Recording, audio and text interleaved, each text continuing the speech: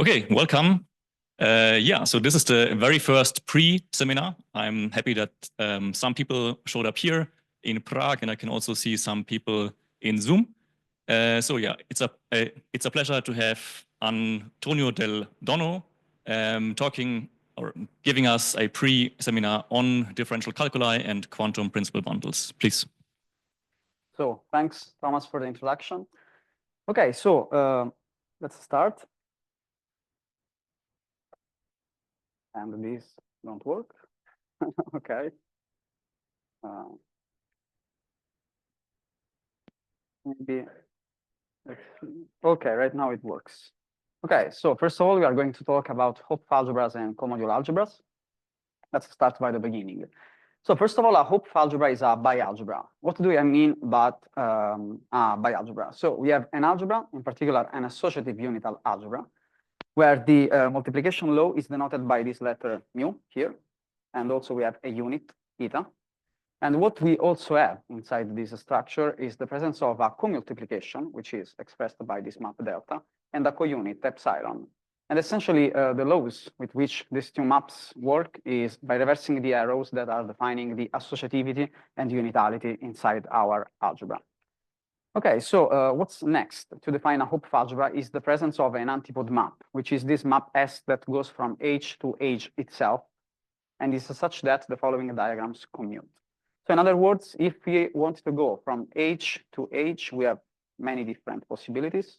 We can go upstairs via the co-multiplication delta inside H tensor H. Then we can compose with the tensor product between the antipode morphism and the identity and go back to H. And then we can multiply to come back to H. And this is the same as following the other arrows. So in particular, we can compose the unit with the co-unit maps, okay, on this row here. And we can proceed along the same path, but reversing the composition between the identity and the antipode map to obtain the same. Okay, and this diagram models the invertibility of elements inside the Hopf algebras. Okay, so in some precise sense, S applied to some elements gives us the inverse of another element of the Hopf algebra. Okay, it's customary to use the Swindler notation when dealing with Hopf algebras. And in particular, we will write delta of H, in other words, the coproduct acting on each element H inside the Hopf algebra H, as H1 tensor H2. So we are giving some labeling to our element H, because of course, these two terms are living both inside H. Okay, so what is a fairly good example of Hopf algebra? So let us start with a group. In particular, let us consider a group G with a multiplication law, which we denote by a dot here, and with unit element E. And let us also consider a field denoted by K. So we are defining the group algebra, labeling by H, which is equal to Kg, which is the K vector spaces generated by elements of G. So in other words, each element inside H can be expressed as a linear combination of elements of G. So we have a sum over the elements of G of some constants which live inside K, multiplying by G. Okay. The algebra structure that we have on this group algebra features the unit of the group G. Okay, so the unit of our algebra is E. And if we want to pair together two elements of our algebra, we have the following law of composition. Okay. What about the coalgebra structure?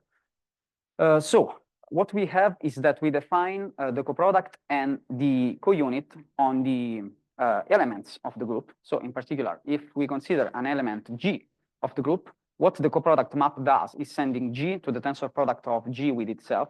And in particular, what regards the unit is that if we take any element of G, epsilon send this element G to the identity, to 1 in particular. Okay, so we have the algebra structure and we have the coalgebra structure. And finally, the Hopf algebra structure follows if we define a morphism S that goes from H to H, acting on elements of G as the inverse, the multiplicative inverse of the corresponding element inside the group. Okay, this gives us how we define the algebra, coalgebra, and the Hopf algebra structure at the level of the group elements, and then we can just linearly extend to any possible element of H, in other words, to any possible linear combination of the elements of G with coefficients inside the K-vector space. Okay, other interesting examples of Hopf algebras are provided by Drinfeld-Jimbo quantum groups. So first of all, let us consider a complex semi-simple Lie algebra of rank L, and let us consider a set of simple roots that we may label alpha1, alpha L. We fix Qi in this way. So we have Q to the power of the product between two simple roots divided by 2. And we want that Qi squared is different from 1. So Q is not a root of the identity. And we label with Aij the corresponding Cartan matrix. So now we define the Drinfeld-Jimbo quantum enveloping algebra, UQG, as the algebra generated by 4 L generators, Ei, Fi, and Ki to the plus minus 1. So we have Ki and Ki to the minus 1 that has to satisfy the following relations. Okay. These are not all the relations that one needs in order to define the Drinfeld-Jimbo quantum enveloping algebra. We also have the so-called quantum cell relations, but we omit that for the moment. And what's interesting about this structure is the following theorem. In other words, there is a unique Hopf algebra structure on the Drinfeld-Jimbo quantum enveloping algebra of any complex finite dimensional semi-simple Lie algebra. So here we have a large class of Hopf algebras emerging just from the representation theory of semi-simple Lie algebra. Okay, the next important building block is provided by H-commodule algebras. So here we are talking about a vector space A together with a right H coaction. In other words, we have a morphism that goes from A to A tensor H such that the following two diagrams commute. So taking a look to these diagrams, we see that A goes to A tensor H with delta A, and then we move below once again with delta A tensor the identity. And on the other side, we have A going to A tensor H, and here we also see the appearance of the coproduct of the Hopf algebra H. Okay, so we must have that this diagram here is commutative, and also this other diagram here. Where here we see that we first move to A tensor H with the coaction, and then here once again we feature a multiplication, the co-unit map of the Hopf algebra H. Okay, we also want that the multiplication on A and the unit on A are algebra maps. Even there, we also need to introduce the Swidler notation. So in other words, the coaction on each element of A, let's say an element A inside A, reads A0 tensor A1 to distinguish between the previous Swidler notation that we introduced for Hopf algebras, where on the subscript we have 1 and 2. Okay, so what about the examples of H-commodule algebras? So let us consider H, which is the Hopf algebra of rational polynomials on the circle. So here, the Hopf algebra structures that one can build up on these rational polynomials is quite easy. If we take an element inside this space, the coaction, the coproduct, sorry, reads exactly the tensor product of the element with itself. Once we apply the co-unit to such element, we get 1, and if we apply the antipode to such element, we get the inverse of this element. So in other words, we are dealing with a group algebra, as we were talking before, but this is a specific example. And let us also consider A being the free algebra generated by the elements alpha, beta, gamma, and delta, modulo the following relations. This is the algebra of Q-deformed functions over the Lie group SU2. Okay.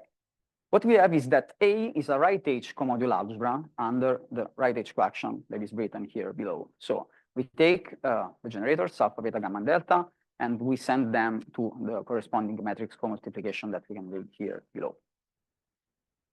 Okay. This concludes the first part where we have introduced the main building blocks regarding the algebraic structures we are dealing with. And now we are going to do some differential calculi over these algebras. So we want to define differential calculi over algebras, and in particular over Hopf algebras and right H commodule algebras. So we provided the following definition. A first order differential calculus, gamma delta, over a K algebra A is the datum of an A bimodule, gamma, a linear map D that goes from A to gamma and also has to satisfy the Leibniz rule, okay, for every element of the algebra, of course. And also we want a surjectivity condition. In other words, we have that gamma is in some sense generated by A. Okay, each element inside gamma must be written as A dA, or in other words, gamma is the span of elements of the form A dB, where A and B live inside A. So this is our main definition for a first-order differential calculus.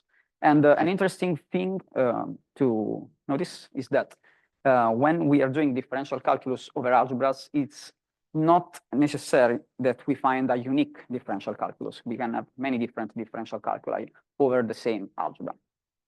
So a first example of differential calculus of first order is the Q differential calculus over the circle. So we consider Q being not a root of the identity once again. And once again, we consider the algebra OU1, in other words, the algebra of rational polynomials over the circle. Is everything working correctly or? Okay. Okay, the algebra of rational polynomials over the circle. And we define a first order differential calculus in this way. So we have gamma being the free left A module generated by an element dt. Okay, so every element of gamma is of the form ft dt, where ft, of course, is inside A. This free left module gamma becomes an A bimodule via the following law that we have here. So ft dt gdt. If we try to move gdt through dt, gives us this extra q term, which doesn't appear in the classical case, of course, which one can obtain just by taking q going to 1. And this must hold for every two elements fg which live inside A.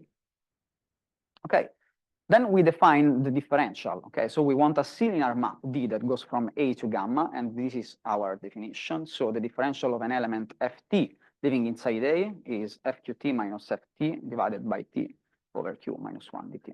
So here we have a discretization in some sense of our possible terms emerging here. And what we have is that by construction, gamma is generated, as we were saying before, in our definition of a first-order differential calculus by A, and moreover, satisfies the differential satisfies the Leibniz rule. So in other words, we have a first example of first-order differential calculus over an algebra A. Okay, moving on, another interesting and important example of first-order differential calculus that one can build on any algebra is the universal first-order differential calculus. So for every algebra A, there is a first-order differential calculus gamma u du, which is defined as follows. In other words, is the kernel of the multiplication map on A. So the elements of this space are the combinations of the form AI tensor bi, living inside the tensor product of A with itself, such that the sum over I of AI bi goes to 0. Okay, and we can define a differential over this differential calculus in this way. The universal differential of any element A inside A is given by 1 tensor A minus A tensor 1 for each element A inside A. Okay, so the A bimodule structure is kind of clear because it's induced by the tensor product of A with itself. So multiplication from left is just multiplication from left by element of A, and multiplication for right is just the multiplication for right by the elements of A. And the map du maps into gamma u and also satisfies the Leibniz rule that we can read here below. One can also show that surjectivity holds, but maybe if you want, I can show you later. It's really easy. What it's important is that gamma u du is indeed a first-order differential calculus over the algebra A.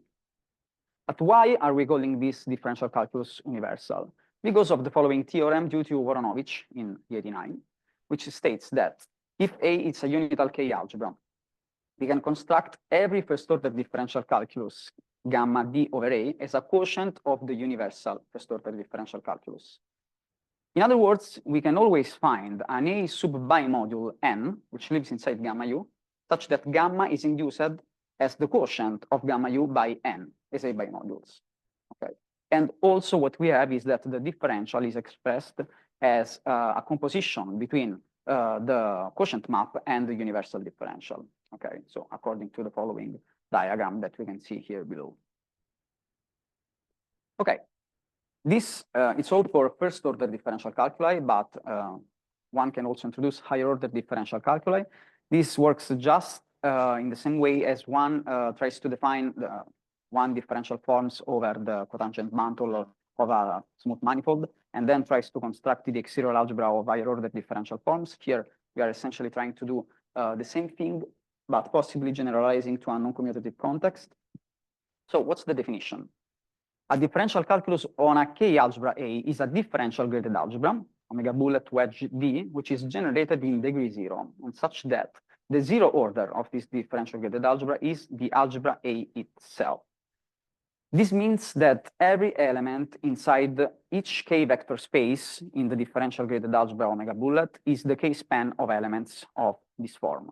Okay, and so mimic the construction that one has in classical differential geometry, we call elements of this space K differential forms. Okay. We now discuss another example, which is the one of the universal differential calculus. So first we introduced the first order universal differential calculus, and now we extend this definition to the higher order, in other words, to the space of K differential forms, or with K as we wish. Okay, so how do we define the space?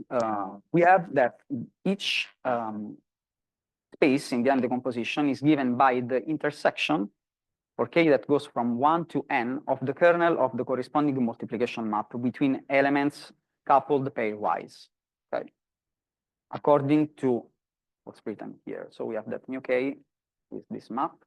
And as we can see, this takes elements in the tensor product n plus 1 times of A with itself and send it inside the tensor product of A with itself in n times.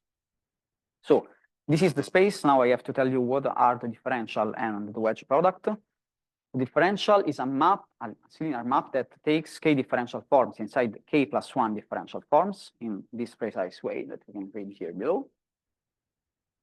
And the wedge product takes a K form and an L form and send everything inside a K plus L form as following. In other words, it's just the concatenation of the two forms. So if we have A0 tensor A1 tensor AK and B0 tensor BL, we just have to couple the last term of the K form and the first term of the L form and put them together in order to obtain the wedge product correctly defined. Okay. Okay, so maybe another interesting thing that one can see is that the theorem that we defined before works even in this setting. In other words, we can build up any other higher order differential calculus as a quotient of the higher order universal differential calculus. So in this sense, the universal differential calculus is really the biggest that one can build up over any kind of algebra. Okay, maximal prolongation. This is another interesting topic. So let us consider an algebra A over a field K, and let us also consider a first order differential calculus over the algebra A. We start by building up the tensor algebra. So what we do is taking gamma, okay, and A, and we define this tensor product algebra as the direct sum between A, gamma, and then we have copies of gamma tensored with itself over A, okay? And this goes up to n equal infinity. Then we consider the graded ideal, which lives inside of the tensor product algebra, generated by the two forms, elements of this form here. Okay, so we have the sum over I of di db, where ai and db live inside A, and we want that the sum over I of ai dbi goes to 0. Then we define accordingly the graded associative unital algebra gamma wedge, which is constructed as the quotient of the tensor product algebra and the graded ideal S wedge, okay? And the induced product that we get on this graded associative unital algebra is this wedge product here. What we have is that gamma wedge is a differential calculus over A. Okay, this is an interesting one according to the following theorem. So if we consider any other differential calculus over A that shares the same first order, okay, with differential calculus that we defined right now, in other words, with the maximal prolongation, and we also have that the restriction of the differential at the level of algebra is D itself, then what we can find is a surjective morphism that maps the maximal prolongation of the first order differential calculus gamma inside omega bullet. And this is a surjective morphism of differential grid algebras. In particular, this means that any first order, any higher order differential calculi that shares the same first order differential calculus as the maximal prolongation can be induced as a quotient of the maximal prolongation itself. Okay, so the first two parts of the talk are over, and right now we are going to delve inside the topic of Hopf-Galois extensions and quantum principal bundles. Okay, Hopf-Galois extension. So we are once again considering H to be an Hopf algebra and A to be a right H comodule algebra. So first of all, we define the subalgebra of coinvariant elements of A under the right H coaction of H. So this space is defined by B, which is made up by the elements of A such that the coaction acting on A gives us back A tensor 1. And this, of course, is a subalgebra of A. Another important notion that we want to define is the one of convolution invertible morphism, which is necessary in order to introduce the following slide. So we have that a K-linear map J that goes from the Hopf algebra H to any associative unital albral, which is algebra, actually here. Okay. So, and in particular between an Hopf algebra and a comodule algebra, okay, is said to be convolution invertible if we can find another K-linear map I that goes from H to A, such that this here holds for every element of H. Okay, so here we see that this flow here features the coproduct and also features the counit of the Hopf algebra. Why this definition is important? So let us consider B being the subalgebra of coinvariant element of a right H comodule algebra H, A. We call B subset a trivial extension if there is a convolution invertible morphism J that goes from H to A of right H comodule algebras. A cleft extension if there is a convolution invertible morphism J that goes from H to A of right H comodules, which will refer to the Kriving map. And finally, a Hopf-Galois extension if the canonical map that is defined here below is invertible. So this canonical map here is defined essentially as the product from the left of the element A and the right H coaction acting on the element A prime of the second tensor factor. Okay, what we have is this proposition due to Doi and Takeuchi, which tells us that trivial extensions are also cleft and cleft extensions are also Hopf-Galois. But why the notion of Hopf-Galois extension is so central? Because with this notion, we are able to construct some non-commutative generalization of the concept of principal bundle that one has in classical differential geometry. So let's take a look on the diagram on the left. This is on the diagram representing a G principal bundle. So here we have a topological space, for example, T, on which a Lie group G acts from the right. And what we have is that the quotient induced is another smooth manifold or topological space X, which is indeed the quotient from the action from the right of G. On the right, on the other hand, we have the definition of quantum principal bundle. So what we have is the Hopf algebra H being the structure group. Okay, so H plays dually the role of the Lie group, which we can find on the diagram on the left. And what we have is that the right H comodule algebra A plays the role of the total space, and the subalgebra of coinvariant elements is the basis space. So in some sense, this diagram that we have here on the right is dual, is obtained by reversing the arrow from the diagram that we have here on the left. Okay. Also, we want some additional structure, which is faithful flatness, which is a technical condition that I'm not going to introduce right now. But okay, so let's take a look to some examples of quantum principal bundles. Okay, first of all, we have the so-called non-commutative algebraic two torus. So once again, we consider the Hopf algebras of functions over the Lie group U1, which is the same as the algebra of rational functions over the circle.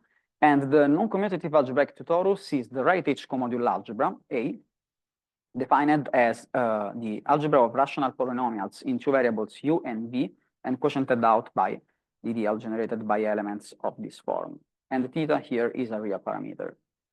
Now, the subalgebra of coinvariant elements in this case can be calculated explicitly, and is the C-span of elements of this form. So we have the product of uv elevated to some power of k with k inside that. One can show that this example supplies a cleft extension, okay? And one can also show that cleft extensions are automatically faithfully flat of Galois extensions. So this is a quantum principal bundle. Another interesting example will be the one of quantum Hopf vibration. So here we consider once again the algebra H of rational polynomials on the circle, and the quantum group SU2, which is the right-H comodular algebra, being considered by the algebra of Q-deformed functions over the Lie group SU2, which you already encountered at the beginning of the talk. And even here, we want that Q is not a root of the identity. The subalgebra of coinvariant elements here is known as the Podlesh sphere, and the quantum of vibration provided by this data is also known to be a faithfully flat Hopf-Galois extension. In other words, a quantum principal bundle. Okay, so here I'm using the same word to denote faithfully flat Hopf-Galois extensions and quantum principal bundles. Whereas in the literature, the notion of quantum principal bundle more accepted is the following that I'm going to present you right now. But faithfully flat Hopf-Galois extensions and quantum principal bundle really are trying to express some coherent information in the sense that we were seeing in the previous slide. So first of all, we need the definition of covariant first-order differential calculi in order to see what a quantum principal bundle is in the following definition. So a first-order differential calculus gamma d on a right-H comodular algebra A delta A is called right-H covariant if gamma is a right-H covariant A bimodule with right-H coaction delta gamma that takes gamma and sends gamma inside gamma tensor H, such that the differential D is right-H collinear, where right-H collinearity means exactly what we can see here below. And left-H covariant differential calculi are, of course, defined in the same way, and the H bicovariant calculi are differential calculi that are both right and left H covariant. So why covariant first-order differential calculi are so interesting? Because of the following theorem. As I was saying to you before, if we consider an algebra, we can build up many different differential calculi over such structures, but in the case of covariant differential calculi, we have a classification of those, okay? Because in particular, we have a bijective correspondence between left and bicovariant first-order differential calculi over an Hopf algebra H, and the right ideals contained inside the kernel of the co-unit epsilon of the Hopf algebra H. And in particular, what we have is that the calculus is bicovariant if and only if the corresponding ideal inside the kernel of the co-unit is invariant under the adjoint coaction, where the adjoint coaction is exactly what you can read here at the bottom of the page. Okay, with this definition of covariant differential calculi, we are now ready to introduce the Brzezinski-Magid quantum principal bundles. So let us consider a right-H covariant first-order differential calculus over a right-H comodular algebra A, okay? And let us also consider another first-order differential calculus over an Hopf algebra H, which is also bicovariant. We have a quantum principal bundle in the sense of Brzezinski-Magid if the vertical map that we can read here is well defined, okay? So see that this map also features the antipode of the Hopf algebra H, also features in some sense the coaction, which is captured by the presence of the index 0 that we can see here, and the differential of the first-order differential calculus over the Hopf algebra. And the other requirement that we want is that the ATIA sequence that we can read here is a short exact sequence of A modules. Okay, so two words between the two different definitions of principal bundles in the sense of Brzezinski-Magid and in the sense of faithfully flat Hopf-Galois extensions. I said that they are trying to express somehow a similar geometric information, trying to generalize what one has in classical differential geometry. And this will be clear after the Thomas seminar, which is also going to say many different things about this. In particular, if one considers the first order differential calculi that we defined before to be complete in some technical sense that Thomas will show you, then the ATIA sequence that we have here below in the sense of Brzezinski-Majid can be obtained also within the definition of faithfully flat Hopf-Galois extensions. And we also have this vertical map that we defined here above, even though it's not kind of the same. Okay, so I think I'm going to stop right now, and thank you.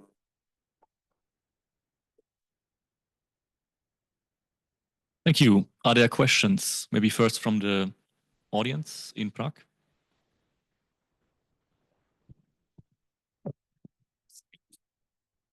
Could you maybe go back to the slide where you defined cleft extensions and that sort of thing? Right. Yeah, yeah, I was just a little bit confused because you're defining this as properties of this inclusion of B into A, but then all of the definitions don't involve B at all. So I was a bit yeah, you're absolutely right. Let's start, for example, by the Hopf-Galois extension, okay, that you can see here below.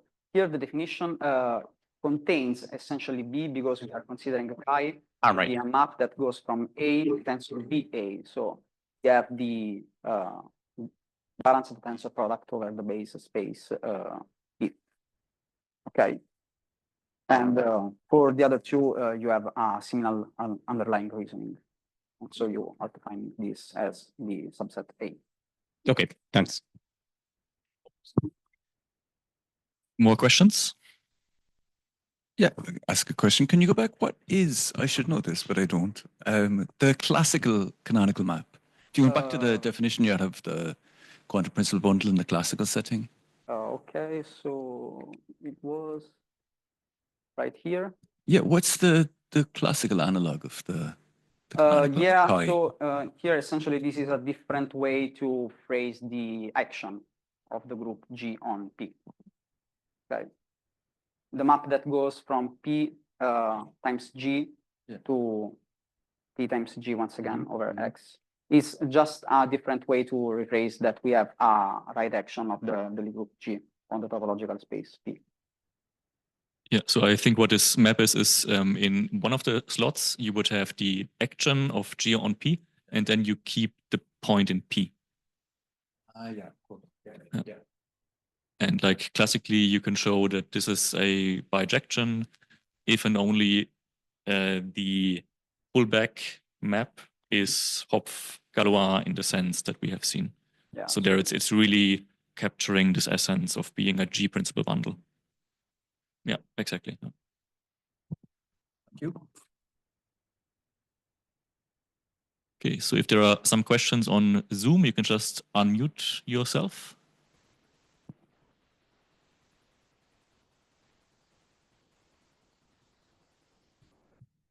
If not, then let's thank the speaker. Thank you. And yeah,